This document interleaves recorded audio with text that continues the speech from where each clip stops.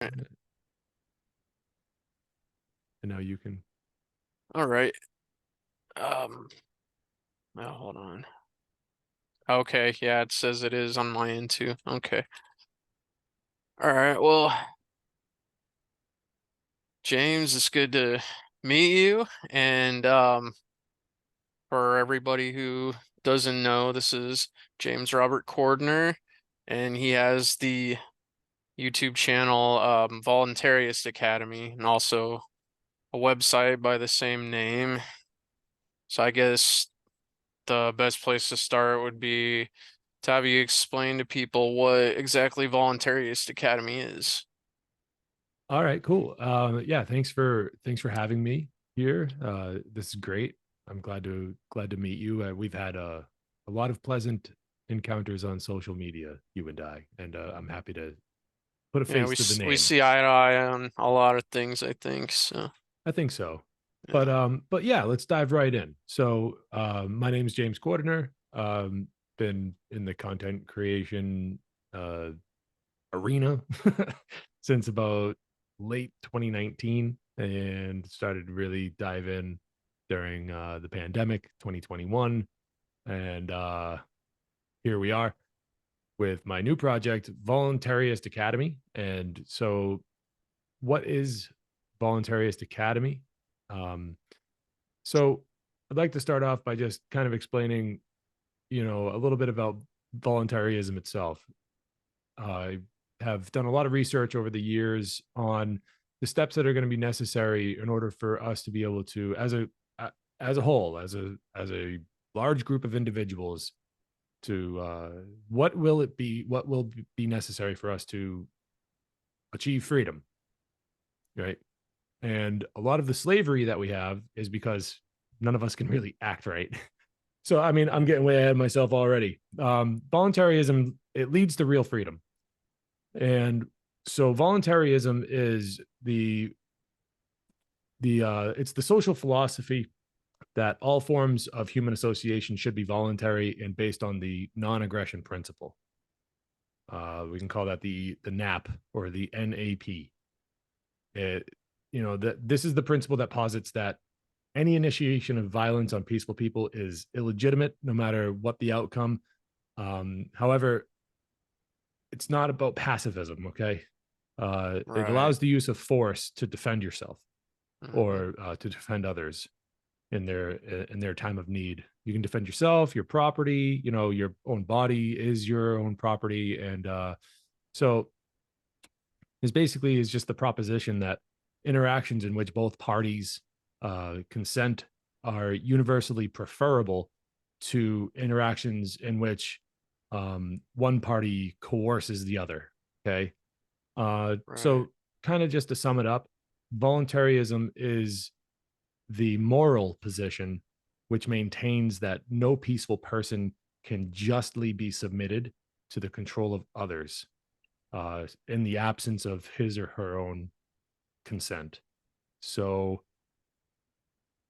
that basically sums up what voluntarism is. So what is Voluntarist Academy? Well, it's the new channel that I've created to help people learn more about this philosophy, i.e., where it comes from. Then put some, names to the philosophy. Of course, people like Lysander Spooner. He was big in this. People like Benjamin Tucker, although some people disagree with some of Benjamin Tucker's tactics, him being more of a utilitarian type. That's fine. He's Hmm. still kind of a prominent dude in the movement. And this is like way back in like the 19th century, leading into the 20th century.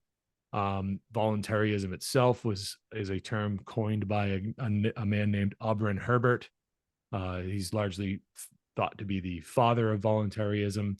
He was not an anarchist so much as just a political philosopher of how could a government exist and be as close to existing under natural law at the time in which they, according to the understanding of natural law that they had at the time. So, Okay. and that was like he made a book called the Voluntarist Creed, and that was published back in 1906. And included in that book is an essay that he has that's called "A Plea for Voluntarism," in which he kind of lays it all out.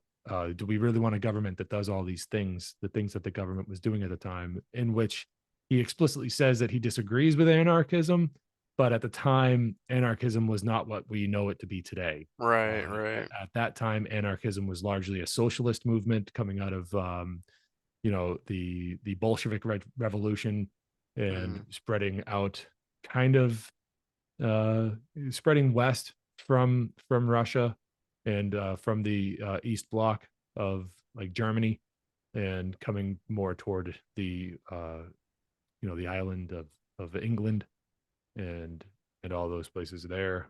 And mm, Alfred Herbert okay. was an Englishman, and so and also at the turn of the 20th century, we had things like uh, President McKinley in the United States was more or less assassinated. He was stabbed and then died later on from the wounds. He died, and he was stabbed by an anarchist of the time. Oh, And okay, I remember yep, that, yeah. I forget the guy's name who stabbed him, but so President McKinley was more or less assassinated by an anarchist, and um, that actually turned the world's attention onto this philosophy of anarchism. Where's it Yeah. going? What do we do about it? World leaders are at risk, and that's why Interpol was created. So the international police was created because of Mm, McKinley's the stabbing of President McKinley. And now I'm well, going way off track here. I'm just going into the weeds. But it's um, interesting though. I'm learning. yeah, but essentially what I'm attempting to do with Voluntaryist Academy is really bring to light the things that have been hidden. I'm trying to highlight these things because of how long ago these ideas, these really good ideas, were first brought to the forefront and they tried to make it something that could have been a system in which we could have based a lot of our social interactions off of, including the way that governments happen. And I like to imagine that if it had been adopted at a large scale basis back then a lot of the problems that we are facing now, obviously it wouldn't be the same, right? Yeah, That I think is obvious. But could we in fact be living in, like, what type of world would we be living in, if this yeah, social philosophy was really adopted all that time ago? I mean, Lysander Spooner was writing essays about natural law and anarchism back in the mid 19th century, just after the American Civil War. So we have major figures throughout history that are proposing ideas of what natural rights really, what that really means, what property rights really are, and they're not just American, they're not just English. Like, we have people in France, of course, after the American Revolution over here, there was a ton of stuff going down in France, you know. So I don't know. I just kind of wanted to, I want to put an effort forward to kind of like help the world regain this knowledge, because it has been hidden. yeah, It really has, because it's a really good idea. And this yeah, is an idea that limits and possibly eliminates all control from like governments and other organizations that seek to control the individual. Because if an individual really knows their rights, then it's really difficult to control that person. Okay. If we understand yeah, natural yeah, law, if we really understand it, we really apply it to our lives, the way, that we treat other people, then it's really hard to control us, you know. yeah, yeah. Um, well, I was going to ask, what made you decide to transition from Hitchhiker's Guide to Truth, Hmm. but I think you kind of laid out why, Voluntarist Academy is important.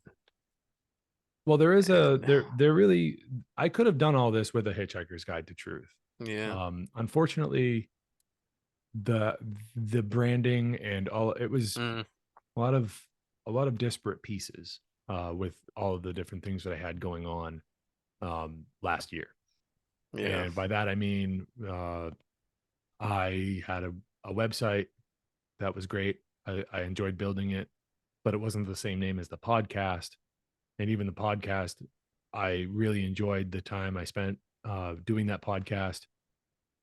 It just became a little too much to do a live stream every week, to try to put something together every week. It didn't became less fun. Yeah. And I I loved every guest that I ever had on. They all brought something to the table that I always left. I walked away from every episode going, "Oh, that was fun. That was totally worth the time and the effort." Uh, but I wanted to have something with a little bit more direction that I could just hone in on and Yeah. really More make focused. a more concentrated effort and a more concentrated message to bring Yeah. forward to people, where there's some sort of continuity um, on the channel. So that's why I changed everything. Um, make it easier to find, make it Yeah. easier to understand, to really have the, because like it or not, like there is a certain amount of importance when it comes to branding. Not just about Yeah. it's That's not just true. it's not just about snazzy logos and Yeah. everything, but you want to have you want to have things uniform. You got some really successful content creators out there, and to learn from the example that they've put out, like, well, you got these guys, it's like they got the podcast, the website, everything is just like bing bing bing, right in a row, everything's the Yeah. same name, you know so Well, that's why I yeah, had to change and everything, just kind of yeah, start from scratch. it makes sense. And working in this space, you're already at a disadvantage, because of censorship and everything. And so you need to kind of do whatever you can to be recognizable and kind of stand out. So, yeah. Yeah. Yeah, not so much about standing out, right? I mean, there's probably a million other podcasts or other channels out there that are similar. I mean, not all of them are run by me, so that's good enough. Yeah. But Yeah. it's more just so like people people it's easier for people to get used to something when there's some consistency involved.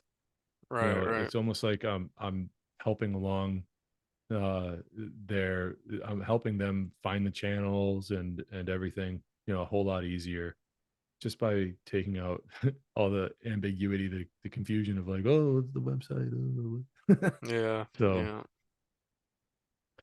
yeah, it's a lot of fun. Good. Good. Um, so I know you said you kind of started streaming in what, 2019? Is that what you said?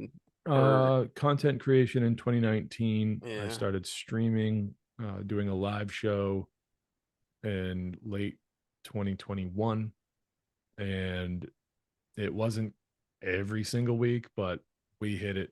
We hit it, more often than we didn't.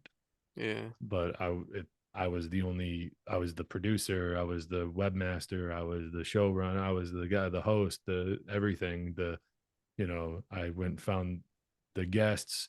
Wasn't that difficult because I made friends with a lot of people, and I'm still friends with them. So, I could just reach out to some of them, and being on the One Great Work Network helped out a lot because there's a lot of fantastic people on there, as Yeah, their definitely. content, the content creators on there. So I could just kind of, you know, email or message one of them and be like, "Hey, can want to join me?" And that's more than not how it used to work out. And you know, all you have to do is ask, you know. Yeah, true, true. And here we are. All you did was ask, and here we are. Yeah, yeah.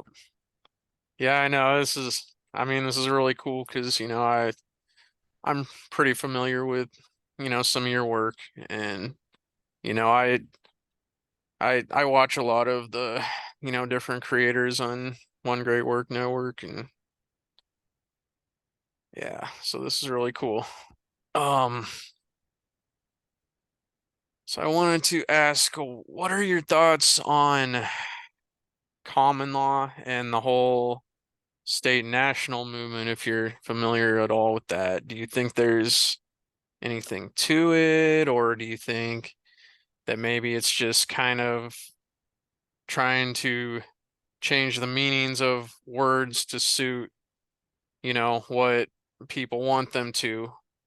And uh I'm trying to think of the best way to phrase this because the way, the whole patriot mythology and everything, and how, people believe this is how the country used to be set up or was originally intended, and that, for instance, the government were just, working for the people and would only really come into play if there was, for instance, an injured party. And like my understanding of common law is basically just don't hurt people or take their stuff and don't enter into false contracts. So I guess I think you know your history a little better than me, so I don't know, how do you think it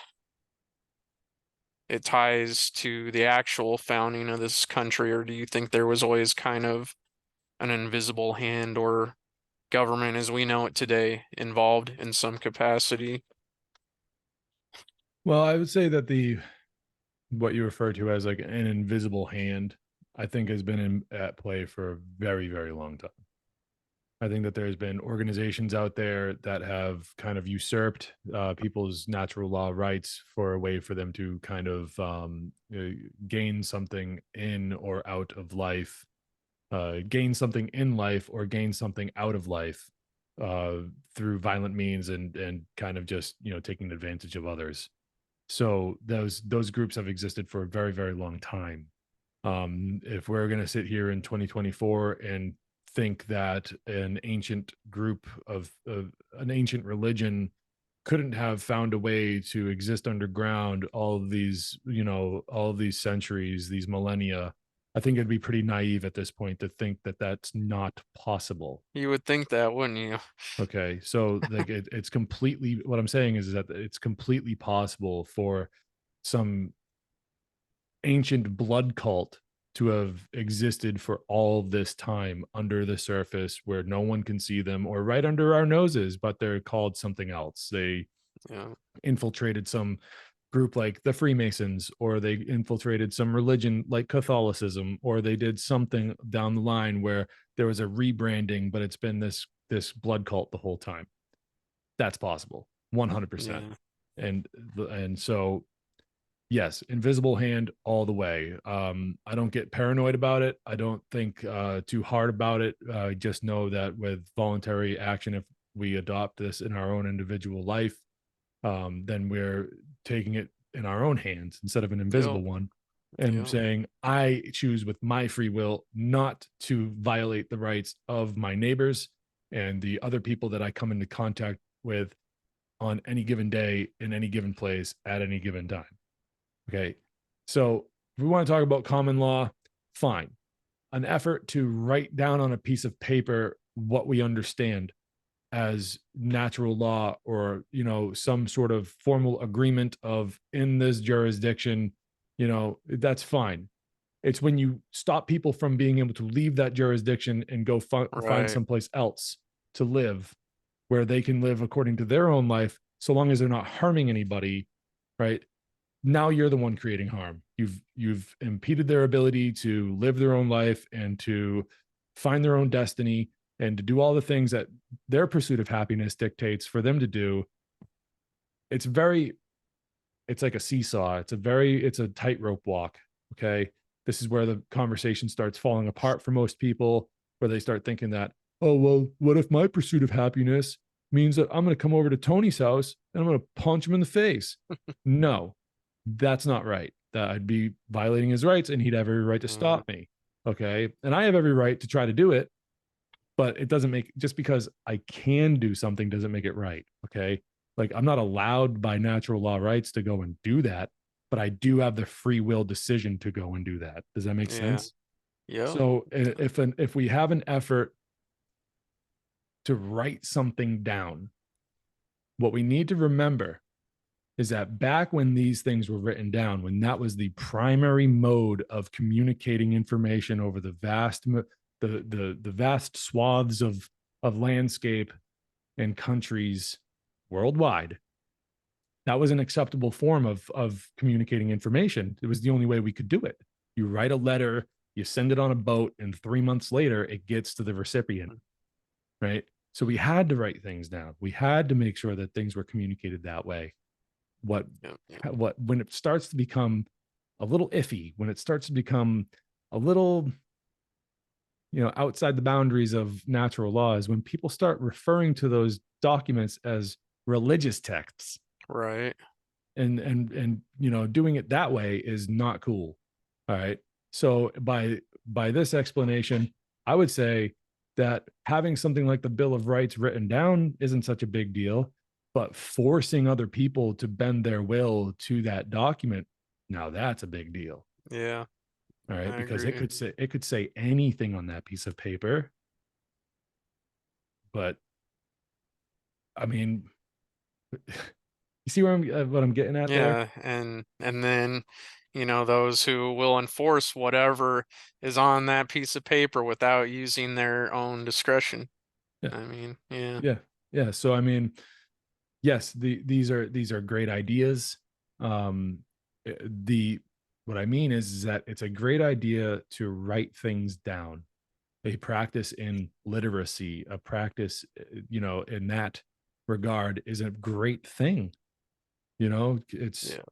but the the religious indoctrination of these texts is when it starts to become uh starts to lean toward tyranny. Yeah. Yeah. When you start burning witches, and that take that as a metaphor. I mean, I know they did that literally, like right down the street from where I grew up.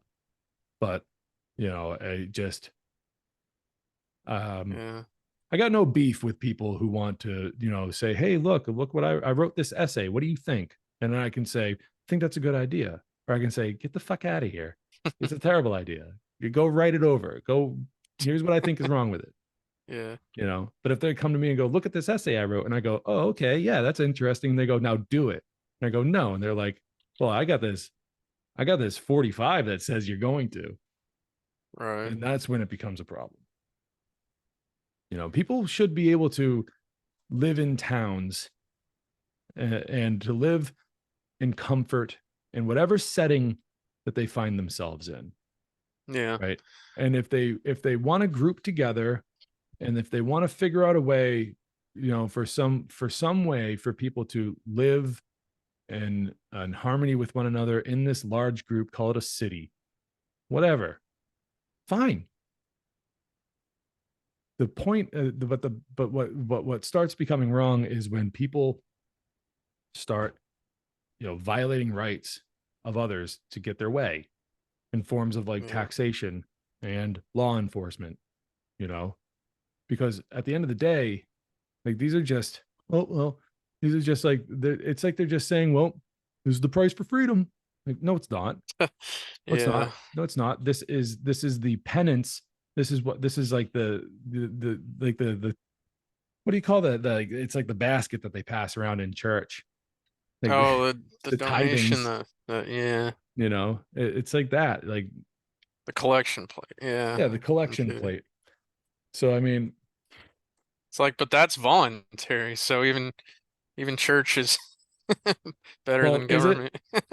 Is it? Because I mean, Yeah. these religions Peer for pressure, millennia yeah. have gotten into people's heads, Right, and right. uh, Well, you know, so it's and like a then when the subversion of free religion, will.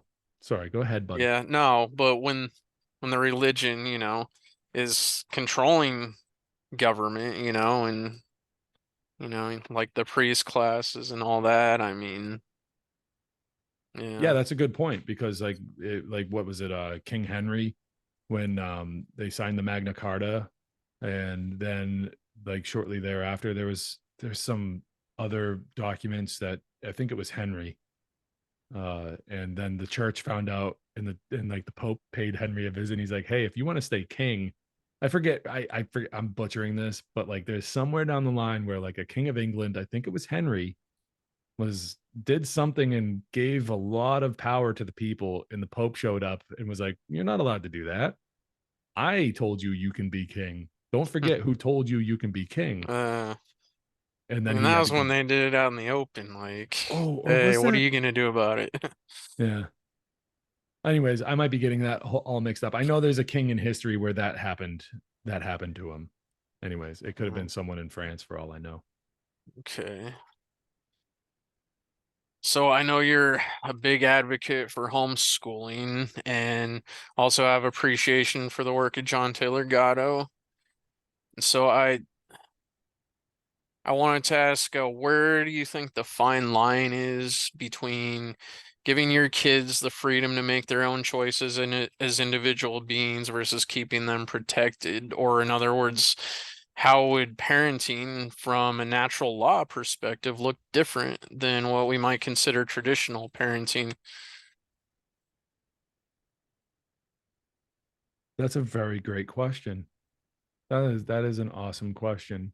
Um, Parenting from a natural law perspective is you from the very beginning, right? You have like a honestly from the very beginning you'd be practicing something called conscious conception, so you are conceiving the child, intentionally, and you are intentionally like performing that creative act of the creative creating life. um then we would move on to conscious parenting. uh the best the best description of this that I can give is from the very beginning you would be teaching about. Sorry, I got a little one coming down the stairs right as we speak. So at the very beginning, what we would be doing and what we try to do in my house is we try to teach about your own personal rights, right? Your own individual rights. And then how do we treat each other? We go by the golden rule a lot. Don't do unto others as you would not have done unto you. Treat others the way that you want to be treated. So that's how we do it with little kids, right? Now, moving on into, later on down the road, I mean, as the brain develops, more concepts are able to be understood. Okay, so we take it very on almost a day-to-day basis right now. And as these situations come up, we talk about it. We work things out together. My children are little people. They will one day be big people. They'll be adults. And they are going to need the skills to be able to act like it. Our big problem with the way that children are raised today, and especially because of the public school system, and you said you invoked his name. You said John Taylor Gatto. He was the whistleblower on this. Yeah. They perpetuate childhood. That's what they do in public school. Mm, They create dependent people. They create children in adult bodies. yeah. So Yeah. what we're doing is we focus in on property rights, what that means. We focus in on how do we interact with others, and the long-term effects of that. But we don't do it in such a hardcore kind of, drill it into your head type of way. It's very easy that if you form good habits right at the beginning of your child's life, that you'll be able to create this kind of this pattern, this consistency of respect. And I'm only human. I got a temper like a banshee. It's really Me too. difficult for me personally, but you know, when I'm wrong about something, I admit it. I was wrong. I shouldn't be acting that way. Don't do that. Don't be like Yeah. dad. Sometimes it's like that. Yeah. Um, Yeah. so I mean, oh man, no, no, I got all these thoughts going through my head all of a sudden. All but right. um, but yeah, I mean, Would you mind repeating the first part of your question again? Because I feel like I went for the second question, the second part first, and now I've Okay, well, like the fine line between kind of, giving them the free will to oh make their yeah, own decisions versus protecting them, right, and knowing, well, yeah, what you're about to do, yeah, no, that's not going to happen because that will end badly. right, And I understand sometimes some of those lessons they got to learn themselves. I yeah, mean, okay. So you're right. You're on the right track. Some of those lessons, you can't have your hand on the steering wheel the whole time, because what ends up happening is that the child may very well just get used to somebody intervening all the time. yeah, So out of respect for them, they need to learn the limitations of their abilities. So, so basically, what you got to do is just like free range kids. You know, if you see something that's about to happen that's really bad, yeah, yeah, don't let it happen. yeah, That'd be irresponsible. But they need to be able to explore. They need to be able to push the boundaries of this place because they're children. The thing about natural law is that, like, yeah, there's going to be consequences for them, but while they're in that formative stage of life, I like to think that the great creator of the universe, the force that is the deterministic force that creates the consequences, that determines that there will be a consequence, takes it easy on children for most things. yeah, Of course, the old the old thing about, like, yeah, they'll get burned if they play with fire. Yeah, if they fall down the stairs, they're gonna fall down the stairs. It's not like they're just gonna start levitating. These certain types of laws of nature, laws of thermodynamics, they are going to be consistent for every living thing. It's just how it works. But when it comes down to, oh, my son was at the playground and took a toy from another kid and was like, didn't understand when it was time to give the toy back. Like, that type of theft. It's like, yeah, you're refusing to give, like, that. Yes, that is a form of theft. That's not your property. You took it without permission. Now go give it back, and you don't want to. That's not right. Doesn't mean that, they're going to feel the karma of that like 20 years down the road, because yeah. they're in that learning stage, the formative years. Once they get a Right, little bit right. older, then it's like, okay, now you really, if I've done a good job as a parent, now you really know how to harness your own free will and to, like, carry yourself.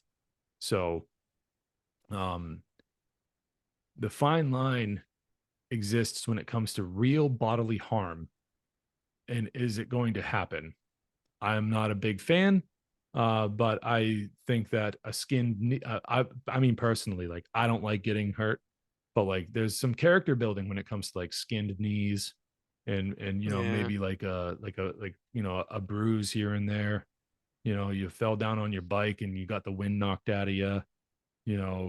So yeah, there needs to be room for them to learn their own limits, learn their own abilities, and to learn for themselves what it really means to feel the consequences for their actions. yeah, Again, yeah, if the parent is a helicopter parent and is always there to clean up the mess, to prevent, if you're if you're just preventing it all the time, this is where we get spoiled, rotten little shits hmm, that grow up entitled and thinking that the world owes them something that yeah, it does not.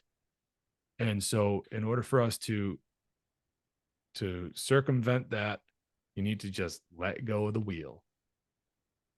We're yeah, yeah, stewards. We have a stewardship over our children. They aren't our property. We do not own them. We are responsible for them. And if you have any pride in being a parent, if you're like or if you're like me, they're going to be your children until the day you die, and who knows what happens after that. They'll always be my kids. I'll always feel responsible for them because one day they'll be an adult and they'll, like, emulate me.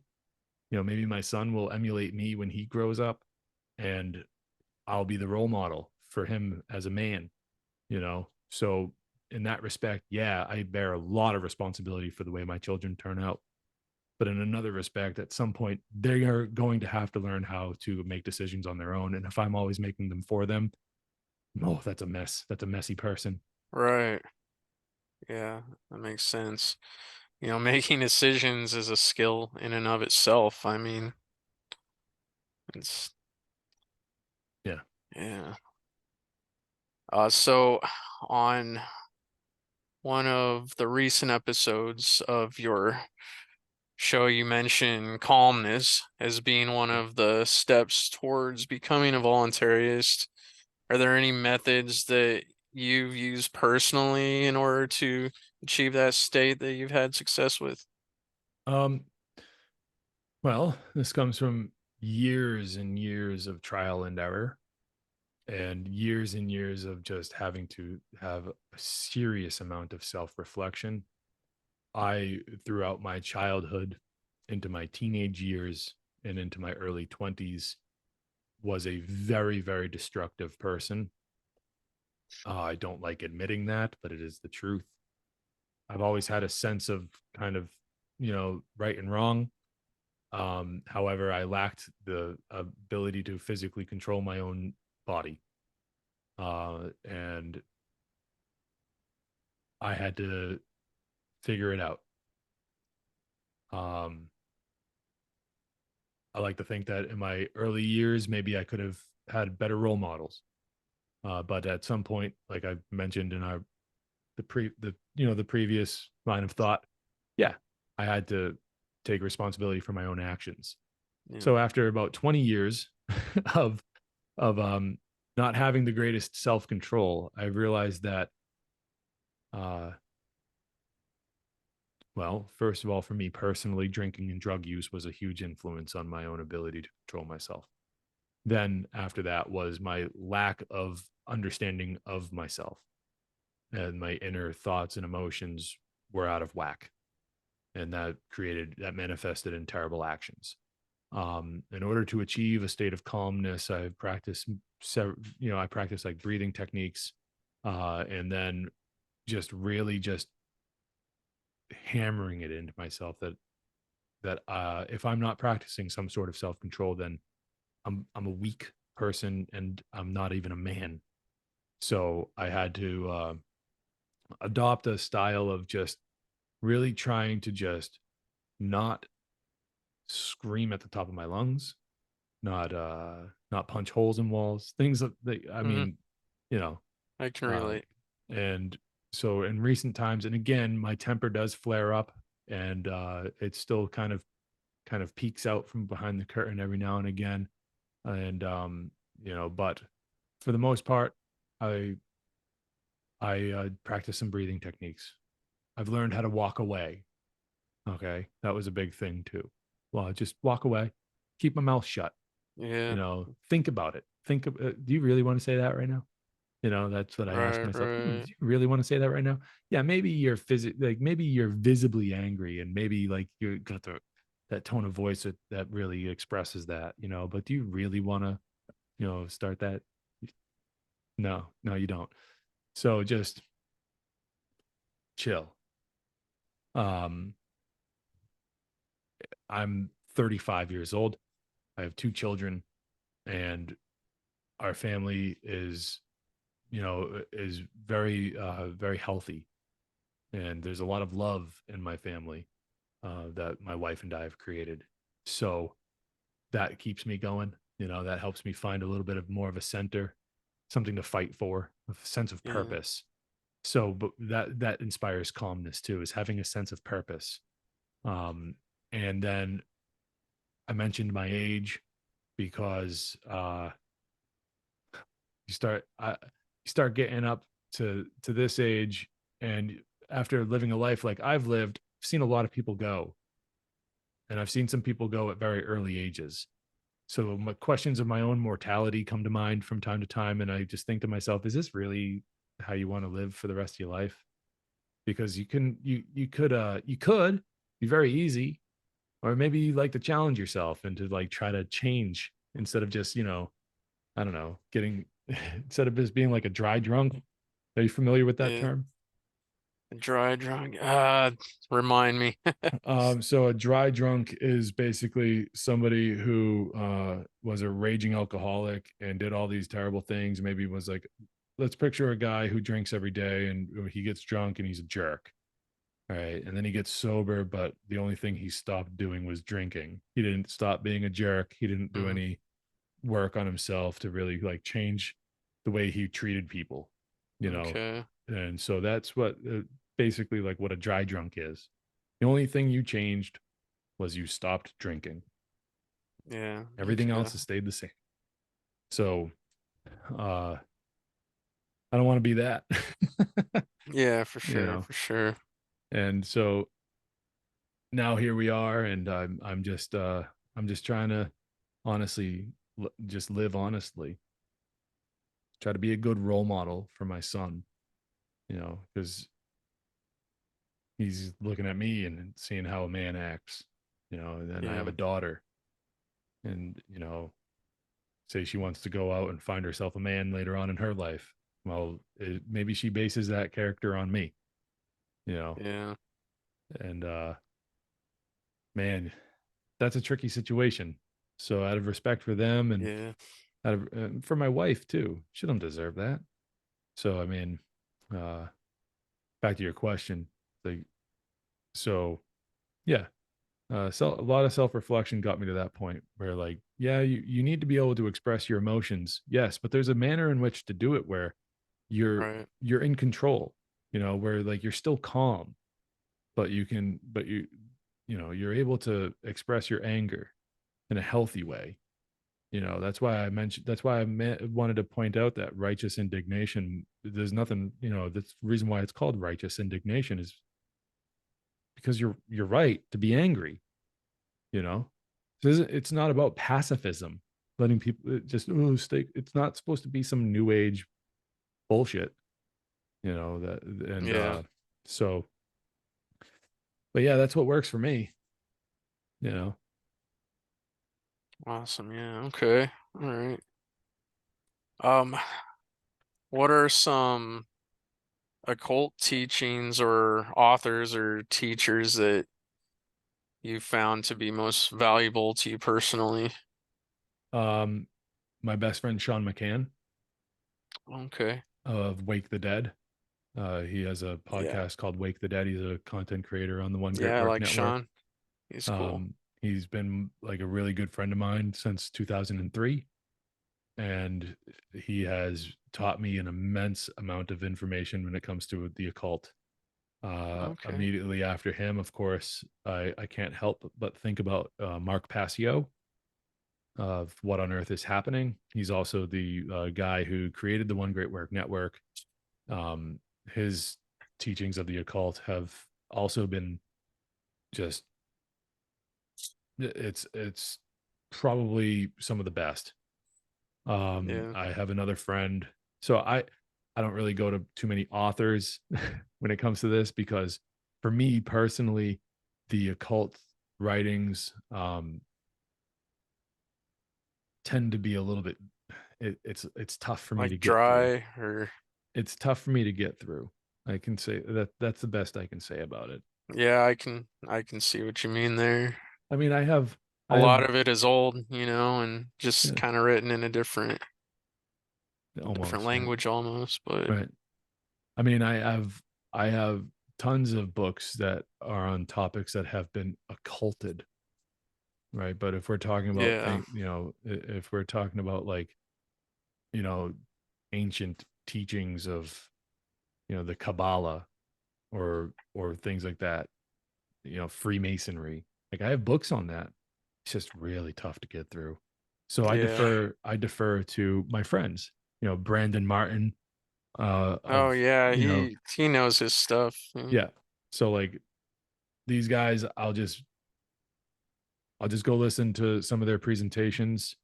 I Um, loved the one he did at what was it? The Funnel 3 where he did, went over all the different a lot of different occult teachings, and it was a pretty long presentation, but then Oh, I'm trying to remember now Was it because he talked about, Seed 5? yeah, Seed 5. Yeah, Yeah. that's the one. Yeah, that's um That's really cool. his presentation at Seed 5, he has told me, is somewhat of a magnum opus of his. So he put a lot of work into that and it shows. Yeah, I can tell. So Yeah. like, I mean, these are the people that I rely on for that kind of information, you know. Oh, cool. I've always been more of like a history buff, so like Yeah. when I'm like reading a book or listening to a book on tape, it's more than not like something to do with history. Like that's what like really so but there's a lot of there's really a lot of occulted information within history too. Like this like I have a book about the Skull and Bones by Oh, Anthony C. wow. Sutton. Like Oh, wow. that's right there. I mean, that's technically occult. It's occulted information. It's Yeah. hidden.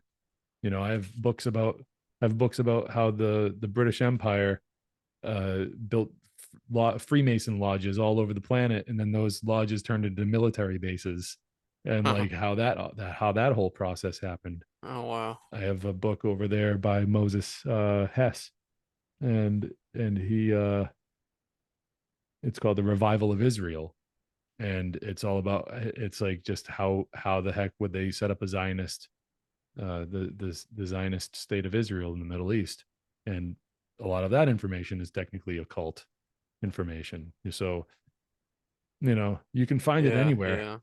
It's just That's you know true. That's true. Um, well, that kind of reminds me of another question. As far as research goes, when you're trying to get down to the facts because you want to convey this information to the general public that, is either in denial of it or just simply isn't aware of it. And, in like today's climate where you have all the quote unquote fact checkers saying that everything that doesn't agree with, whatever is good for, the ruling class or whatever you want to call them, you know, is untrue. Like, how I don't know, how have you dealt with those challenges as far as, being able to kind of state your case and, everybody always wants sources and um well the the sad part is that it comes with a lot of people turning their back on somebody like me when they yeah, want all the sources, and then you try to give them the sources, and then they even reject that, and then they reject you.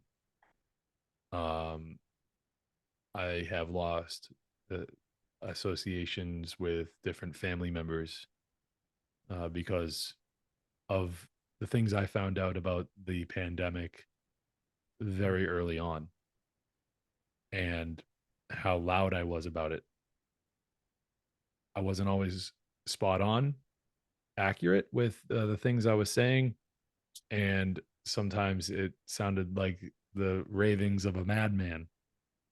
But for the big things that you really need to hit a home run for, yeah, it wasn't just a home run. I hit a grand slam. So, and for those things, I got shunned, and I'm still shunned by these people. And I loved them with all my heart, which is why I spoke up. Did it out of yeah, love, not out of fear, but they didn't want to hear it. As far as homeschooling goes, anyone that will give me 5 minutes of their time, I pretty much just tell them, yeah, you should not be sending your children there. If you really if you really had their best interest at heart, you would figure out a way to not send them there. If it includes if that means that you send them someplace else, if you're not able to stay home, if you're not confident in that, fine. I'm not here to tell you what to do. Go ahead, do the public school thing, but I'm here to tell you the truth about that institution, and it's not good. Yeah. Do you want more information? Okay, let's go into some more detail. I find it very helpful to just ask questions to try to point out, like try to point out inconsistencies in the arguments that the government makes and the health officials and the school officials what they make, and try to point that out and see if people can just lead themselves down the path to truth and to try to make the decision and come to the truth themselves. So that way I haven't really forced anything on them. Yeah. I think it's very possible to do that. I think a lot of people are really right on the edge, anyways, and all they need to know is that it's okay to take the leap, and that they're not alone. Um, it's really difficult to combat the people I'm dealing with have been subject to decades of propaganda aimed directly at them to make them believe that the world operates in a way in which it does not.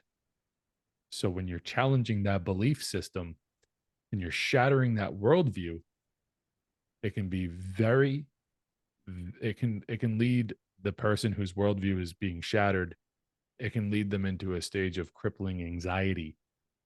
And in that state, their mind will do whatever is necessary for them to protect their mentality, to protect themselves, which includes shutting down anybody that is coming close to shattering that worldview. Yep. What needs to happen is people need to find a way. It's like training a dog. And I hate to use that analogy or that comparison, but it is. You find something that motivates that person, just like training a dog. Some dogs are motivated by treats. Some dogs are motivated by toys. Some dogs are motivated by companionship. Some dogs are motivated by all three. You know what I mean? So you find something that motivates a person and you go, "Hey, what do you think of this?" You know, because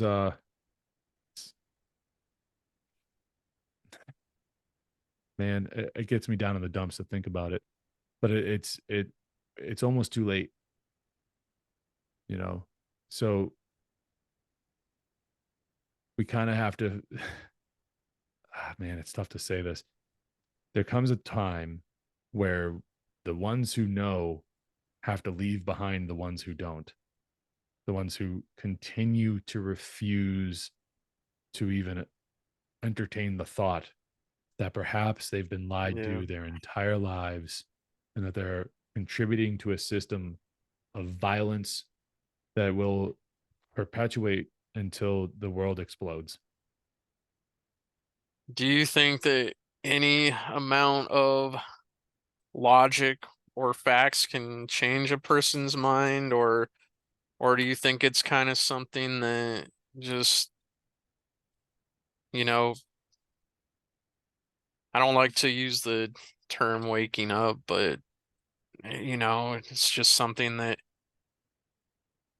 kind of happens whether it's through, you know, their own curiosity or something else that triggers it. Yeah. I was not always where I'm at now. And here in the ultimate history lesson, where Richard Grove interviewed John Taylor Gatto, there's 5 hours of interview in that ultimate history lesson. And that snapped me out of the delusion that I had before. And what I lacked was confidence. And but what I had oh my God, what an abundance. I had an abundance of love. And when I found out and when I looked it up and I substantiated a lot of the claims that were important for me to substantiate out of that ultimate history lesson, there I found within myself the strength necessary to never allow my children to go to public education camps, the public indoctrination camps known as, schools. And Yeah. so that's what I mean by, you know, getting somebody motivated. I was motivated by the love for my children, and I was also motivated by the fact that I personally had a terrible experience in those places. Hmm. Terrible experience in those. It just There are people that have had it worse, but I'm not those people. I'm me, and I had a fucking terrible time. So Yeah. I'm just saying that anyone can wake up. Anyone can really, you know, anyone can do it, you know. They just need to find it within themselves, you know. Yeah. Yeah. Yeah, I know for me it was kind of, it was a long process, but it kind of just started with wanting to learn as much as I could about as many topics as I could, and then just, really wanting to form an understanding of the world, and then try to find answers to questions that, I don't know, for instance, like the science, didn't really give me what I thought was an adequate answer, so then I kind of started looking into like spirituality and stuff.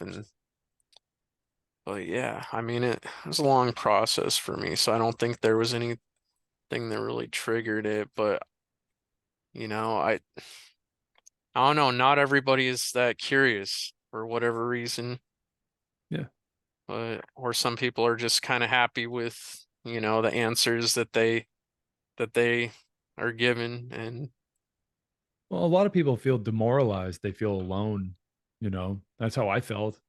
And then between the pandemic and uh the birth of my second child, and you know, just all of these things happening at once, I had to make some really tough decisions.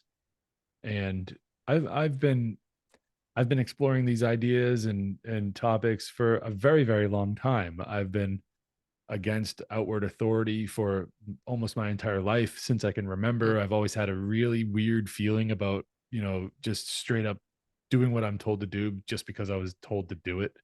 That's never felt right to me ever since I was like, I'm not even joking, since I was like 6. I can mm, remember instances from way back then where I'm just like, why should I do what you're telling me to do right now? That doesn't make any sense. Like, that's weird. If I could tell you the story, I will. I can make it a short story.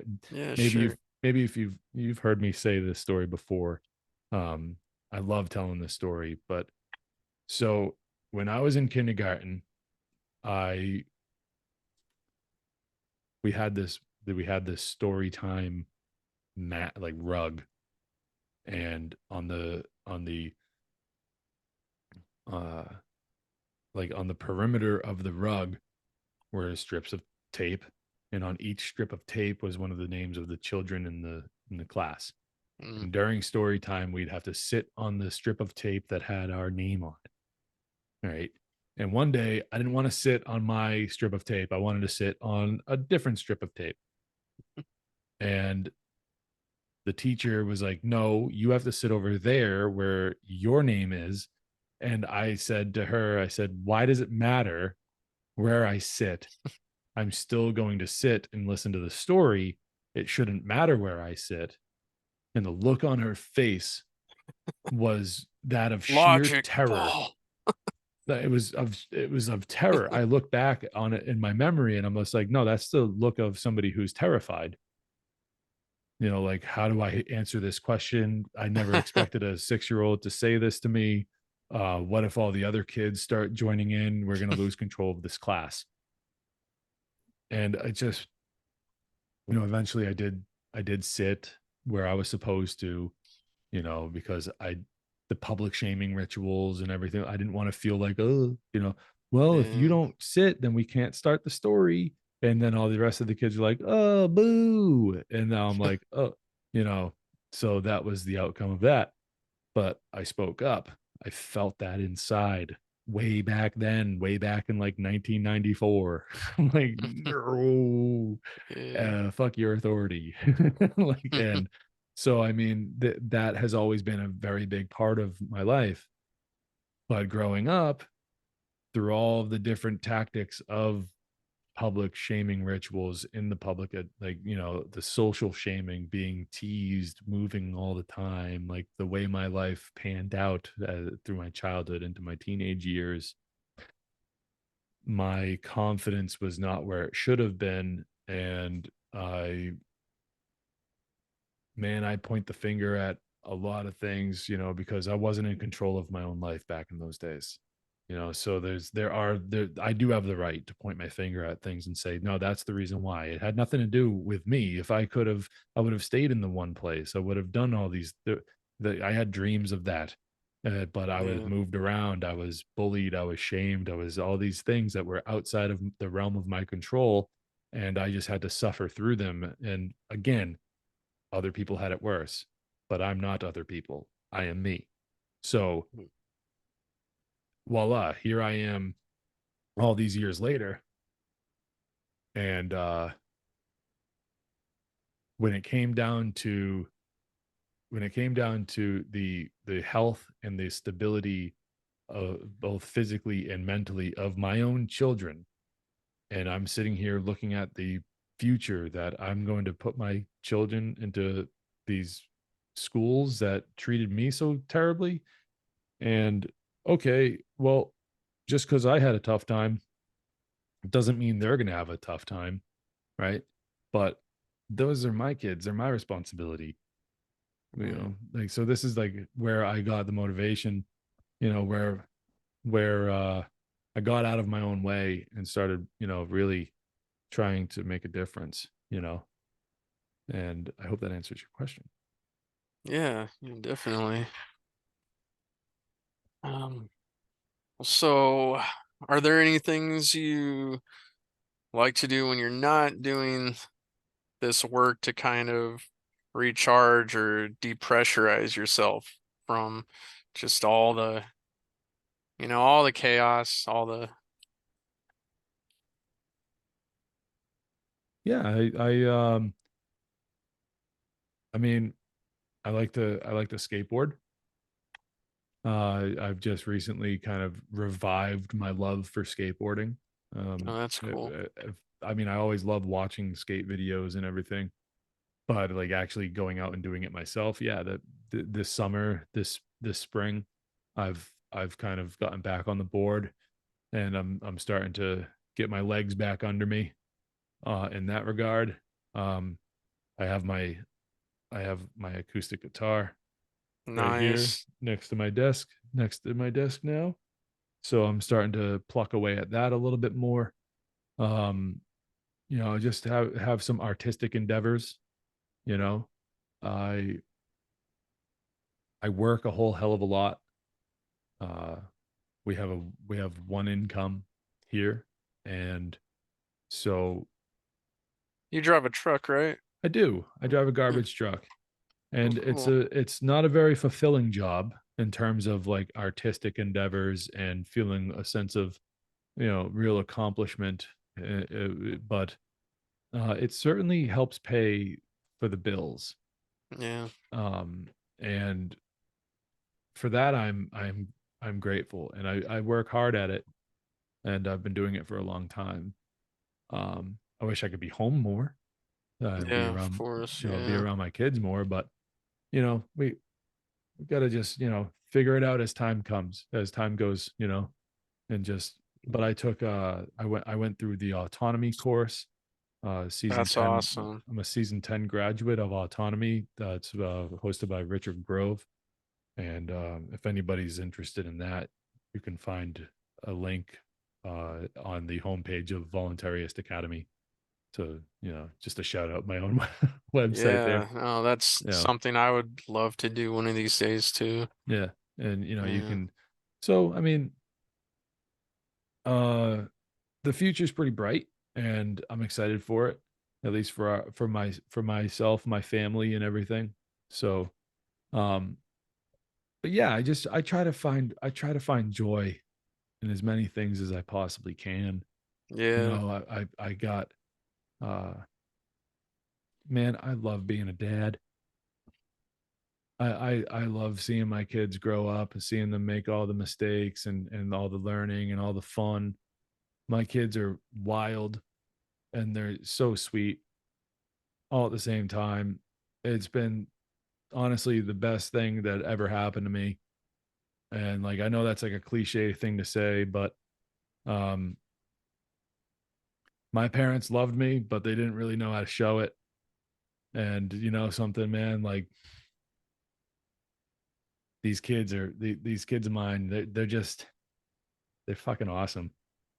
And one of them sitting right over there on the other side of my computer screen listening to me say all this stuff, and like and he needs to hear it that his dad thinks that he's just the coolest. And Yeah. you know, I mean, oh god, it's so rewarding, you know. So at the end of the day, when I come home from work and I've had like I'm covered in the grime and the shit, sometimes literally, because of the garbage truck and all the dirty things I got to do to make that job a successful thing, you know. Like, oh man, my kids being there is all I really need. And you know, but I'd be a fool to think that there aren't like, you know, selfish, I guess selfish things that I'd want to have, you know. Like, I have my guitar, my Yeah. skateboard. My Nothing son wrong with that though, right? my son is taking up skateboarding. He's Oh, that's doing really cool. well, you know, Yeah. and for like being like, you know, 5 weeks in, he's I think doing really well. And Oh, we're cool. having fun. It's a bonding experience. Uh so like that's Yeah. I look forward to being able to do that with him. I think we're going to go do that tomorrow if we find the time. We're going to Pork Fest this coming week Oh yeah, where is that? in New Hampshire. Okay. It's like 2 hours down the road from me. So I Yeah, don't really have that's to go that nice. far. So it's Yeah, like, you're in oh, a good location I'm for all this kind yeah. of stuff. I mean, Yeah, we're good. You know, yeah. where are you? I'm in Nebraska. Lincoln, Nebraska. Yeah, yeah. Yeah. Do you know Andre Mitty? No, He's got a podcast called The Ascension of the Chessman, really. and he's a really good dude. You I'll have know, to look him up. he's a hard worker. Is he He on does YouTube or I think he's on YouTube. I know he's on Spotify and Apple Podcasts and all that. okay. But Uh, he's really cool. He's from your neck of the woods. So that's cool. you two Yeah. might get along. I got one guy I'm friends with on Facebook who's in Omaha. So, I'd really like to kind of start like a little, you know, like local community just of Yeah. like-minded people because man, we never know like what's gonna happen, and Do you know about it, freedom cells? Uh I've heard of it. That's something I wanted to look more into. yeah, I- do that. Do that because there might be one that already exists. How would I go about searching that? Freedomcells.org, I believe. Freedomcells.org. Here, I'm gonna put that in real quick just so I don't forget.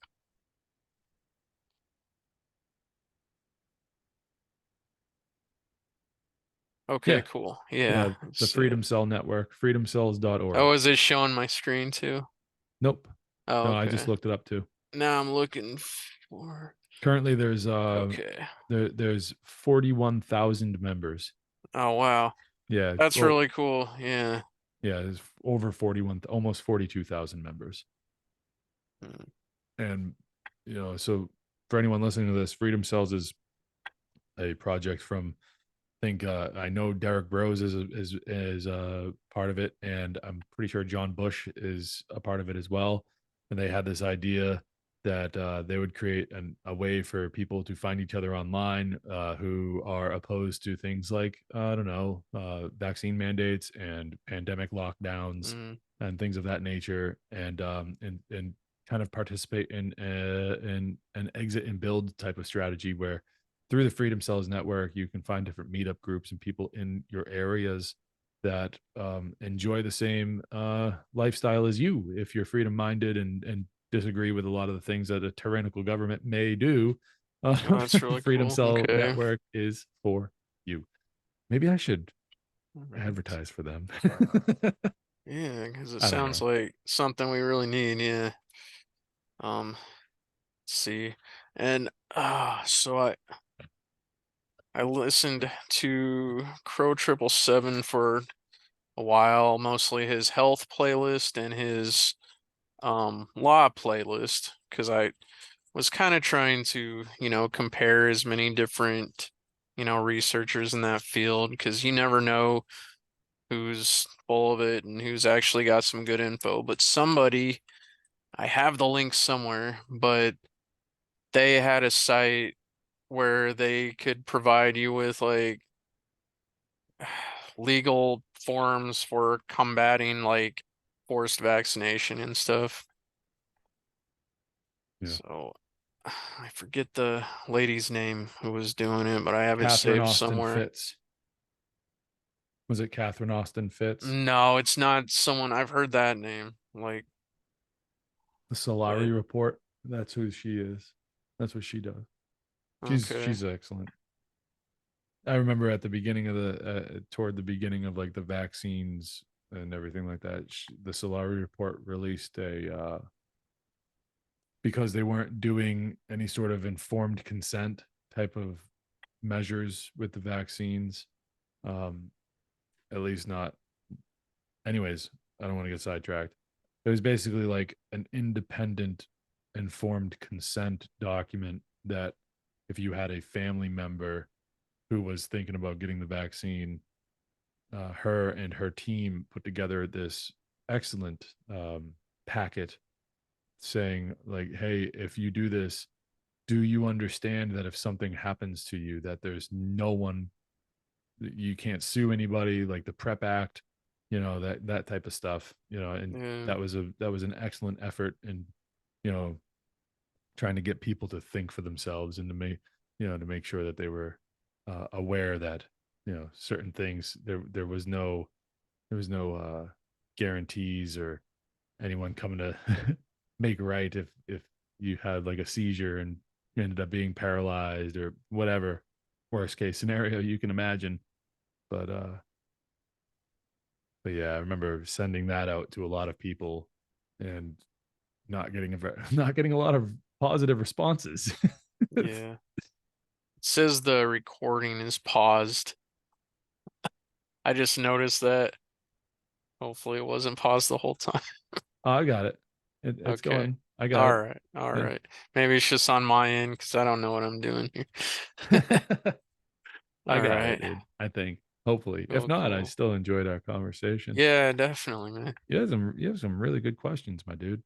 Well, You're thank really you. I wanted to prepare a little because, you know, this was kind of a big deal for me too. So, yeah. I don't I as far as like the common law question, like I'm not exactly super familiar with all the I know that the whole common law thing is big in England and a lot of the stuff that we based our Bill of Rights on and things like that. Like, they're intertwined through history as far as yeah, I know, but I'm not like a legal expert or anything like that. right. Yeah, I'm not either. I should really know a lot more based on how much material I've gone through, but my retention just isn't that great, unfortunately.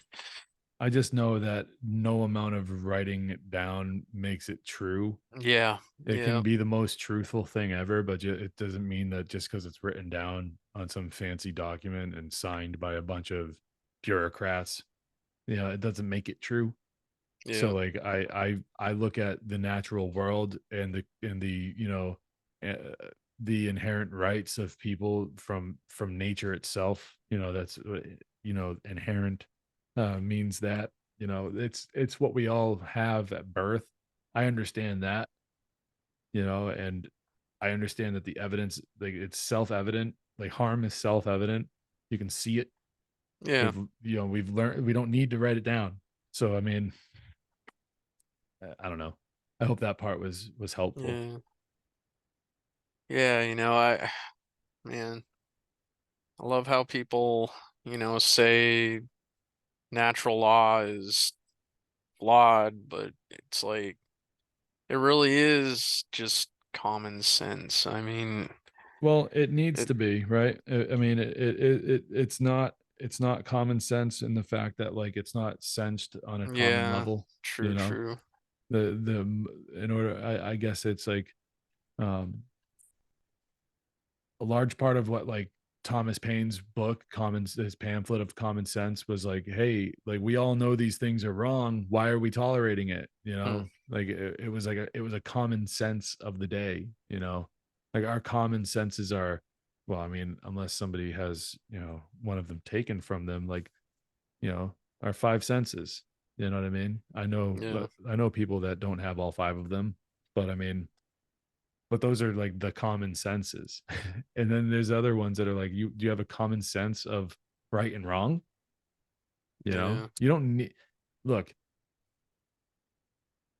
children can learn these things on their own. You know, you don't need to have the name attached to it. You don't need to have the word attached to it in order for you to know that feeling inside of what it's like to get punched in the face for no reason. You yeah, know it's wrong. I did nothing. You know that that is the truth. I didn't do anything to deserve that, you know? So, and you also, everyone has felt the sting of somebody stealing from them, and you yeah, know what that feels like. You know that how that feels is wrong. And yeah, fuck your feelings and all that crazy shit that people like to say. But it's still like you have a nervous system, you have like a conscience.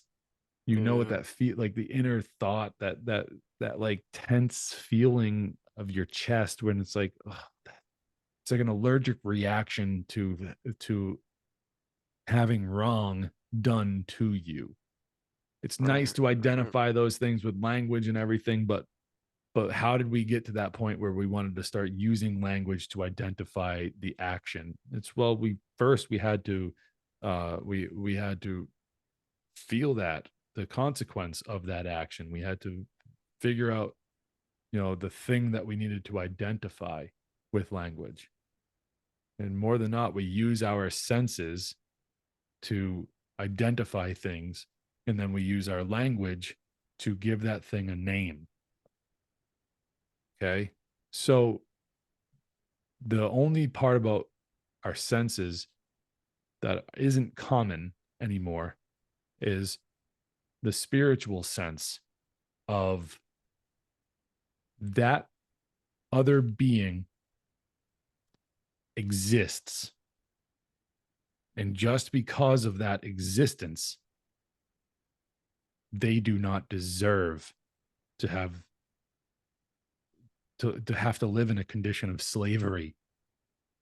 They deserve freedom. We want to call it rights and we want to call it wrongs. Great. That's the best we can do to identify the different types of actions that we can do to one another. When mm, we're doing wrong, we are taking freedom away from people. When we're doing right, we are allowing them to have all the freedom that they can. And it's the reason oh, I'm sorry, all right, go ahead. I was just itching my shoulder here. And the reason why we want to be able to have all the freedom and to not, the reason why the reason why we don't, the reason why we shouldn't want to take away the freedom of others is as simple as the fact that they exist at the same time as us, and they feel, they have their own care, they have their own will, they want to explore this place we were granted with life. Look what we've done with it, and we shouldn't be living like this anymore. And the fact that we Yeah, have gone through as much history as we have, the fact that we've existed for as long as we've existed, and we haven't figured this out yet, we should be ashamed of ourselves as a species. I know I Yeah. am. I'm ashamed of the human race, the fact that we haven't been able to do this. So I don't know if that helps you, Tony. I sure hope that it does because you exist. And just for that simple fact, I have love for you. I don't have hate for you. I'm not afraid of you. I got no negative feelings toward you at all. You know, I want to see you do the best that you can ever possibly do. I want to see you realize your potential. That's where I come from, you know, and I might not be the most scholarly dude on the planet and I might fumble my words, you know, whatever. But when it comes down to it, what do I see in other people? I see potential, unrealized potential. Yeah. Who the fuck am I to get in the way of that? If I saw someone doing that to me, if I saw someone doing that to my children, it's on. You are someone else's kid. God, I can't do that to you, you know, Yeah. because Yeah. I know, and yeah, and we point the finger back at ourselves and go, because I know what it feels like when someone does that to me. Yeah. I don't want to make someone else feel that way. And I can't prove that you feel the exact same way as I would if that were to happen to you. But it's the best I can do is rightfully assume that the feeling you would experience could be similar to the one that I experience when someone takes freedom away from me. Right. And that's a shitty feeling that I don't want to be the reason for anyone experiencing. And it's as simple as that for you, for your Yeah. audience, whoever happens upon this down the road. It really is just as simple as that. We have a deep spiritual connection where we exist on this planet. You know, we have physical connections where we exist on this planet, and we need to realize those and come to terms with those and get in harmony with nature and learn natural law and stop fucking each other over for some weird rat race or Yeah. some bureaucrat's wet dream. You know, like, come on, what are we doing? You know, the world is staring down the barrel of of like a supposedly of a nuclear like war or some shit. You know, but I Hey, mean, for as long as I've been alive, at least I yeah, remember being under that shadow, and so by this point, I'm like, I don't, I don't subscribe to that fear because I used to when I was a kid, yeah, and nothing's changed. So at this point, I'm like, look, you're either gonna do it or you're not. So yeah, whatever, you know, yeah, like so be it. yeah, for sure. I mean, I don't want it to happen, obviously, you know. Well, you know what? Like, neither do I. But I mean, if the I know that I'll come back because my job's not done here yet, Yeah, and I know I got a lot more to do. And if I don't accomplish it in this lifetime, then I'll be back. I'll be right. back. You know, it's something that I feel in my soul. Yeah. So I don't know. That might be a good place. What do you think? Could we? Sure. Well, okay, one other thing I wanted Okay. to add, because when you said when you said that just writing these things down, obviously it's valuable in and of itself, but you're just basically writing down what we already know to be true. I think it's interesting to look at how language has basically just been used to justify all the wrongdoing in the world. We have so many ways, whether that be the legal system or whether it be, I mean, manipulating people's worldviews. I mean, what have you, but it's just interesting to me, I guess. It can be such a great thing, but geez, like would all this that's going on in the world, be happening if we didn't have that, you know? I mean, we'd probably Have that in terms of what, like the language, oh, well, I mean, who's to say? uh, It's hard because like we don't have a time machine. We can't change the right? past, you know. So we have to have that kind of present moment of awareness, a present moment awareness with hindsight mixed in, and realize that the future is going to happen. It's on its way, you know, and we could learn from past mistakes and try to create a better future. As far as the manipulation of language is concerned, that's done extremely like eh, um uh it's done intentionally. Like Yeah, it's yeah, extremely absolutely. intentional. If you can break down the way that people identify reality, then you can alter then you can literally shape a reality for them, and where Mhm. words can mean whatever they want, Yep, and words can mean they can be just complete solipsists and think that none of their actions have real consequences, and they can just be moral relativists and all these, you know, and that's where you get actual chaos. That's where you get actual just rampant degeneracy among the population of people that exist, and it's all through language. Yeah, yeah, because language is the crutch that our entire civilization rests upon in order to hold itself up. How do we communicate with one another? That dictates all relations. That's why I say the worst thing that anyone can do to another person. Do you think it's murder? Do you think it's rape? Do you think it's assault? I think it's lying. I think that if you are that all of that the most amount of suffering that has occurred on this planet as far as our species is concerned, it's true. I think that lying, and I'm open for a What is it? discussion on that. Democide? The killing of people by their governments, is that what it's called? Democide? Yeah, Or yeah, okay. yeah.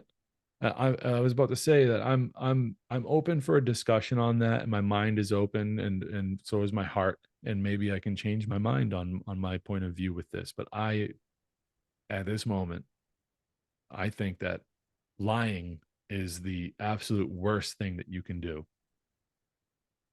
That makes sense. I personally despise liars. I think that they're some of the lowest of the low, scummiest of the scum, and a lot of the wrong action that has really had a severe impact on our species as a whole has been performed because the people that performed those actions were lied to Mm-hmm. Yep. by their governments, by whatever institution, whatever. They were lied to. They were Yep. deceived into believing that the world was one way when it was not, and they based their actions off of that lie. So, this is how language can be a very destructive weapon, Yeah. but it can also be a very healing tool. So, It's true. it's up to the person holding it, you know, to decide whether or not it's a weapon or a tool. You're gonna fix things, you're gonna destroy things, you know. So, yeah, yeah. I mean, we get right with language, we can get I mean that's the whole point of having language in the first place, is to be able to convey ideas. I see that uh, thing on my desk. It holds up my headphones. You might see it and think it's something else. Then when I express its intended purpose, then you're like, oh yeah, it's a thing that holds up headphones. Doesn't mean that it's the only use that thing will ever have. It just means that that's its intended purpose, and that's what it said on the box. So, you know, that's a very material example. And sure, one man's headphone holder is another dude's, you know, whatever. You know what I mean? Right, One dude's right. bookshelf, it might be a bookshelf to one guy, it might be a bookshelf to everybody, but not everybody's going to put books on it, you know? Exactly. Yeah. You know, I mean, oh, is that a chess table? Well, I played checkers on it. Like, so I mean, yeah, like we can get into all the different little discrepancies like that and be really foolish and like get hyper focused in on things that are relatively meaningless when it comes to identifying objects. But when we're like when we're like really getting down to what's extremely important, there's ways that we've come to describe things. And if we start really leaning into the manipulations of those things, and I think that you kind of I get what I'm pointing at. Like, I'm Yeah. a man. I'm only a man. Can only ever be a man. Let's just and then let your mind go the rest of the way. I And almost that's asked you the question, what is a woman? yeah. But Well, so like when we're really manipulating reality like that, I mean, at some point in time, I don't care what you do, but it's just like, dude. Anyways, I gotta be careful at the moment. Little man's right there, but I understand. it is a fact of reality that I can only ever be a man, and that's it. And so um, if you want to role play, if you want to do whatever, that's one thing. But reality dictate like nature dictates that. I can't change that. Yeah. And no amount of language will ever change that, frankly. So, and um, no amount of language will ever convince me that a genocide that's happening right now is justifiable. Yeah. No Yeah. amount of language will ever convince me of that, because it's not. And it's Yeah. happening right now. It's And there's amazing how quickly people are able to overlook such things, yep, you know, simply because, I don't know, cognitive dissonance or, their own biases. I mean, nothing is ever going to convince me that it's the like, that the violence committed by the state, who has a monopoly on violence, is mm, ever going to be an acceptable approach to anything on any side of the argument. Don't yeah, matter to me. Oh, you believe in statism? You believe in authority? You believe in order following? Well, you're no friend of mine. I don't care what religious, persecution you have faced in the past. I don't give a damn. You think order following and statism is cool? You're not my friend. I'll have a conversation with you, but it doesn't mean that I will break bread with you. You're not invited to my home. I won't accept your argument as factual because you believe right, that a government should exist and that people should be forced into following orders against their own free will and committing acts of extreme violence against their fellow person. yeah, So, and you know, language is used to dole out orders, and it can be used to say no, fuck you. yeah, you know, true. Yeah, I guess, as with anything else, it's a tool, it's not good or bad. It's just, depends on how it's used. yeah, Well, yeah, it looks like we are way over our time. I enjoyed it. But yeah, me too, man. Well, do you have anything exciting planned for your channel coming up that you can share? Yeah, Or yeah. okay, Yeah, I'm gonna continue down the path that I've been going on, and instead of me kind of diatribing and trying to convince you in my own words about voluntarism and how helpful it can really be toward your own self and to others around you, if you should, figure it out and find a way to enact more of this philosophy in your own life, I could go on and on and on and on and on in my own words about that. But I'm gonna do something a little special. I'm going to be reading essays and books, and I'm going to be bringing them to the recording, to the platform, to the channel, um, awesome. to make sure that some of these kind of texts that are hard to find books on tape for are available and in my voice, which might be a little hard for some people, but it's the best I can do. And then I'm also going to be working on presentations, short form podcasts, where like, Nice. 20 minutes here to kind of just like do a debrief. But the long form material is going to be in the form of books. Right now, the only one that it's 45 minutes long. It's on my channel right now. The Natural Law, the Science of Justice, written by Lysander Spooner back in like 1862 or 1872. I forget the exact date already, but it was written all the way back then.